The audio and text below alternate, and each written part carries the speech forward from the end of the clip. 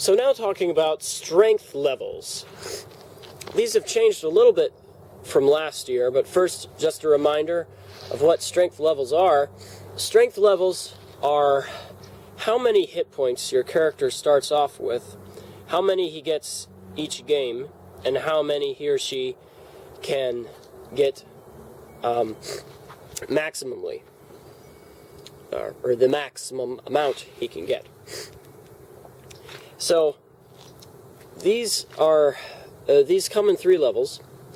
There's small, average, and strong. And when you come to LARP and you have a new character, you need to be classified as small, average, or strong. And how you do that is just tell us about your character, how old they are, or like their relative maturity. You might be an elf who's 117 years old, but you might have the maturity level of a 15-year-old or whatever, and so you'd have fewer hit points. If you're a, say, a dwarf or something, or an ogre who is 115 years old, who would be stronger. And we'll just evaluate based on the information you send us how to classify your character. And that way people don't make themselves too strong.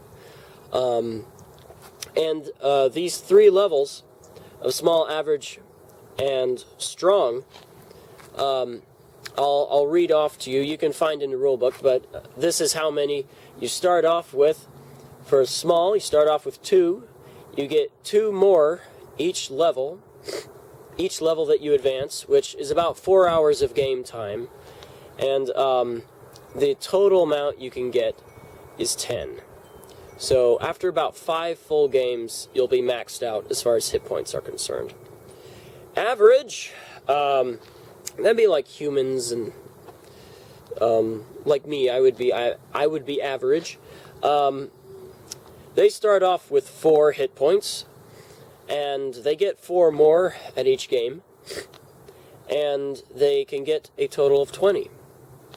So, again, after 5 full games, you will have about reached your max.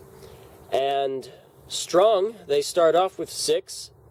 They get 6 more at each event, and they can get a total of 30, which, again, is 5 full games, they will have reached their maximum number of hit points. And so that way, you can have, you can build up a character to be pretty strong in one season. And if you have 1 character, as opposed to 2 or 3, then you have a pretty good chance of making them powerful. So anyway, that's how the strength levels have been updated. And some examples of creatures that might fall under the small, average, and strong categories.